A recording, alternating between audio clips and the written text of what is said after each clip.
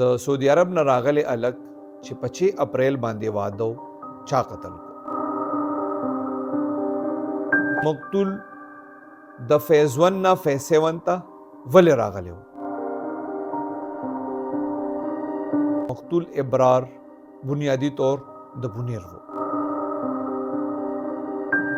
د واده د زلمی سره ټول سامان موجود و کومو کسانو چې د قتل کړي دي هغه د دنه آیفون پرس او نور سامان ولې نه دی اغشته او صرف یو عام موبایل ته ولې اغشته دي د مقتول څنګه چې ماته اوس چې 25 اپریل واده د هغه رور سوي دا ډیره زیاته دردناک واقعه ده بسم الله الرحمن الرحیم السلام علیکم زیم کیسر خان او تاسو ګورئ کرایم کہانی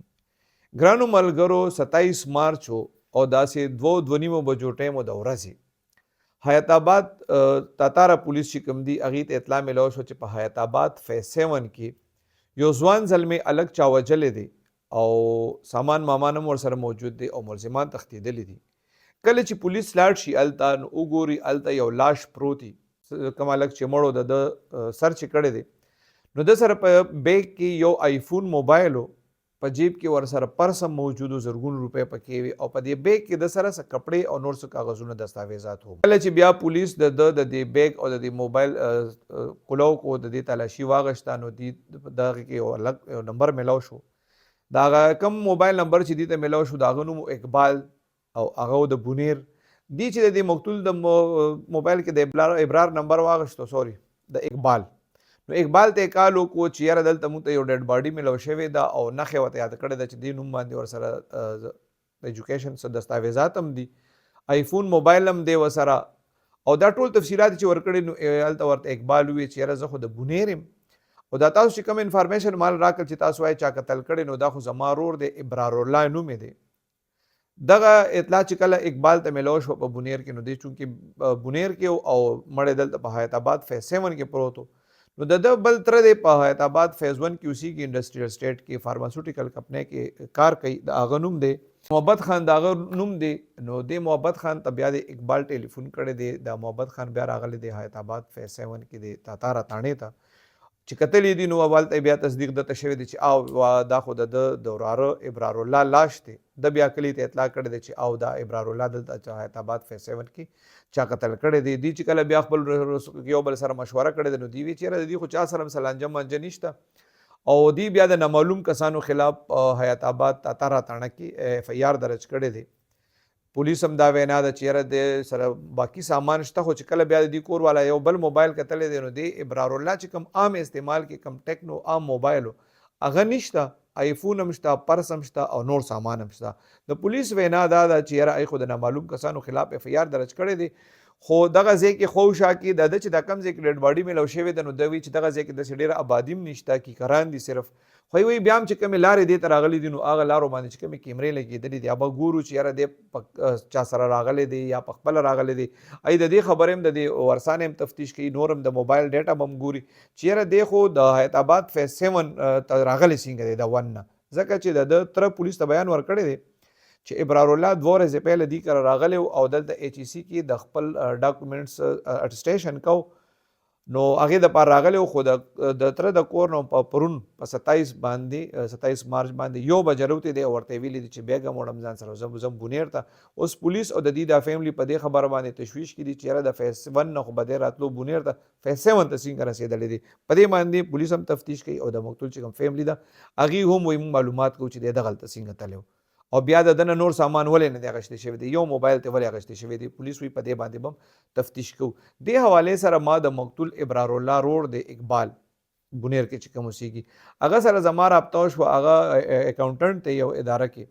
هغه سره چې کله ما رابطه وکړو نو هغه راته وویل چې او دا ابرار الله زما رور دی هغه وی د نرسنګ کړی بی اس ان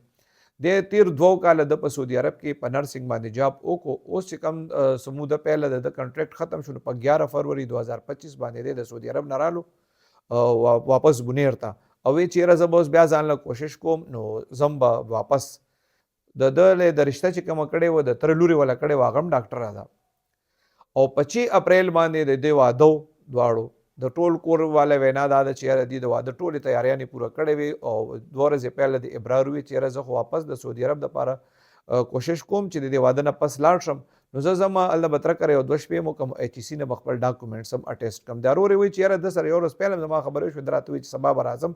هغه وایي چې اوس دوی ته پته نشته چې یاره دا چا قتل کړی دی نور چې د هغه نه ما مزید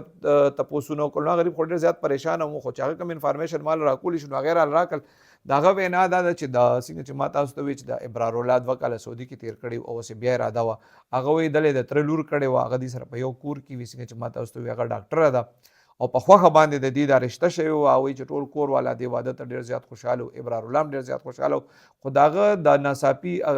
موت مرګ چې کوم دی نو د دې ټولې خوشحالیانې چې کوم دي هغې په غم کې بدلې کړي دي او ټوله فیملي ډېره زیاته پریشانه ده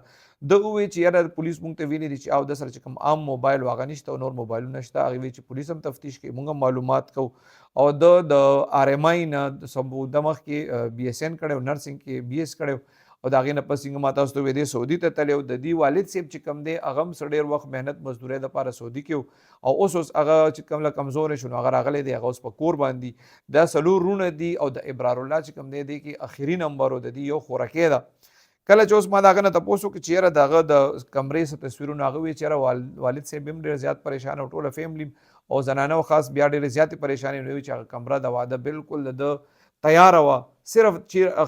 اپریل ته انتظار و د ابرارالله چې کوم دی خپلو ملګرو ته بلاشې ملګرو ته د په خپله کارډونه لیکلي او هغې په دې تم و چې واده به وي په 6 اپریل باندې او اوس هغه کسانو ته چاته چې د ابرارالله په خپله خوله باندې د خپل واده وینا کړې وه هغه ټولو خلکو ته اوس دوی لګیا دي د ابرارالله د مرګ اطلاع ورکوي نو ډېر زیات دردناکه خبره ده الله پاک دې هر څوک د دې غم نه وساتي الله دې وکړي چې پولیس په دې کیس کې تفتیش وکړي او دا ملزمان معلوم شي ځکه چې دومره ډېر زیات ظلم چې په یو کور کې د واده تیاریانې را روانې دي او هغې کې एकदम د یو ځوان الګ لاش راشي نو ډېر زیات تکلیف دې موقع ده الله پاک دې له صبر ورکړي او الله دې دا کیس ټریس کړي او ملزمانو ته د الله پاک سزا ورکړي